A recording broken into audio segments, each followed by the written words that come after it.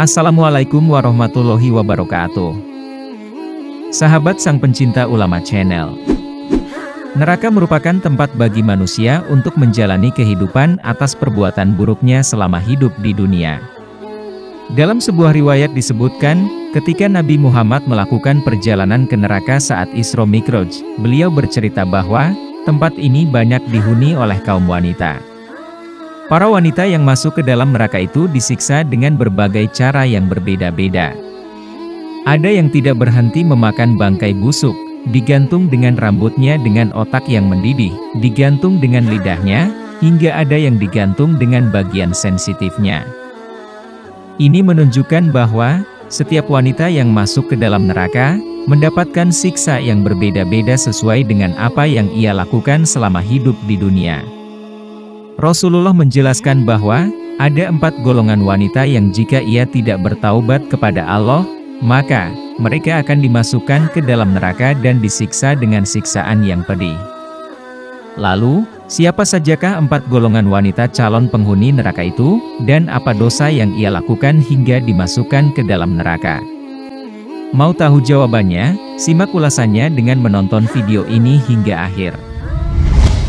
Namun, sebelum lanjut, agar channel ini bisa menjadi lebih berkembang lagi dalam menebar kemanfaatan dan juga kebaikan, dengan kerendahan hati, saya ingin mengajak Anda untuk terus mendukung channel ini dengan cara tekan tombol like, subscribe dan aktifkan notifikasinya, serta berkomentarlah dengan bijak.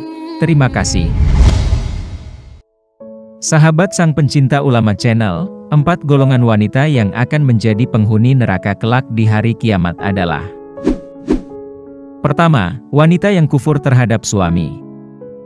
Golongan pertama yang banyak dijumpai di dalam neraka adalah golongan wanita yang kufur terhadap suaminya.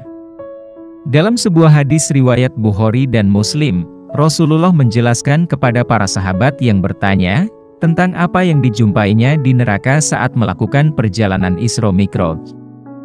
Rasulullah bersabda, "Dan aku melihat neraka. Aku belum pernah sama sekali melihat pemandangan seperti hari ini. Dan aku lihat, ternyata mayoritas penghuninya adalah para wanita." Mereka bertanya, "Kenapa para wanita menjadi mayoritas penghuni neraka ya Rasulullah?" Beliau menjawab, "Disebabkan kekufuran mereka." Ada yang bertanya kepada beliau, "Apakah para wanita itu kufur kepada Allah?" Beliau menjawab, "Tidak, melainkan mereka kufur kepada suami dan mengkufuri kebaikan suami. Seandainya engkau berbuat baik kepada salah seorang istri kalian pada suatu waktu, kemudian suatu saat ia melihat darimu ada sesuatu yang tidak berkenan di hatinya, niscaya ia akan berkata, 'Aku sama sekali belum pernah melihat kebaikan darimu.'" Hadis riwayat Bukhari dan Muslim. Kedua, wanita pezina.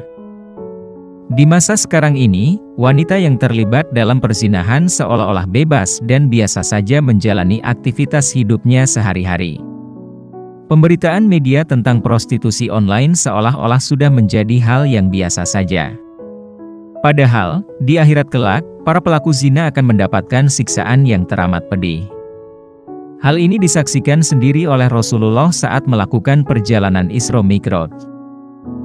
Rasulullah bersabda, "Kami berangkat pergi, sehingga sampai di suatu tempat.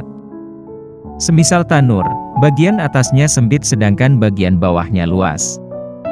Dari situ, terdengar suara gaduh dan ribut-ribut.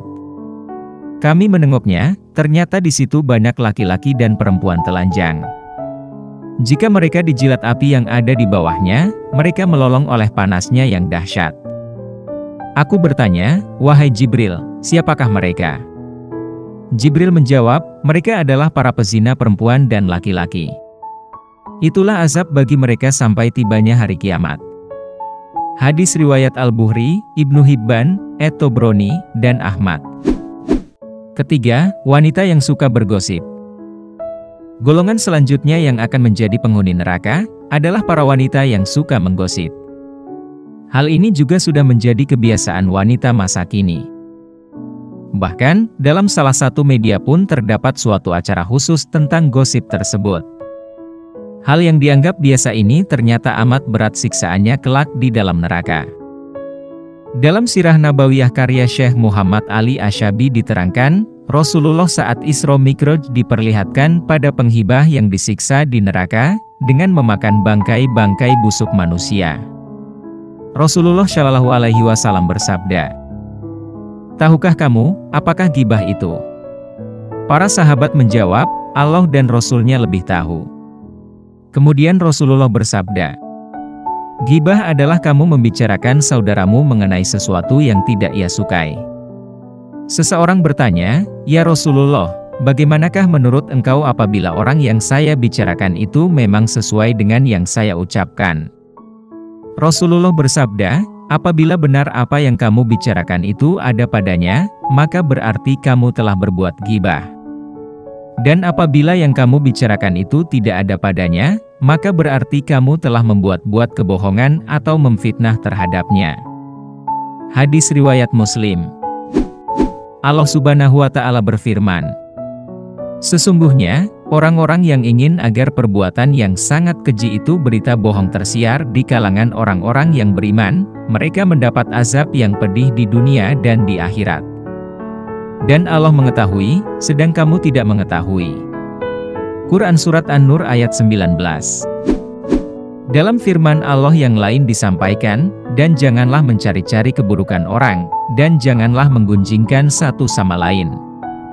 Adakah seorang di antara kamu yang suka memakan daging saudaranya yang sudah mati, maka tentulah kamu merasa jijik kepadanya. Dan bertakwalah kepada Allah. Sesungguhnya Allah Maha Penerima Taubat lagi Maha Penyayang." Quran Surat Al-Hujurat ayat 12. Keempat, wanita yang suka ikhtilat. Golongan terakhir yang akan menjadi penghuni neraka adalah wanita yang suka berikhtilat. Ikhtilat maksudnya adalah bercampurnya antara laki-laki dan perempuan yang bukan mahram dalam suatu tempat.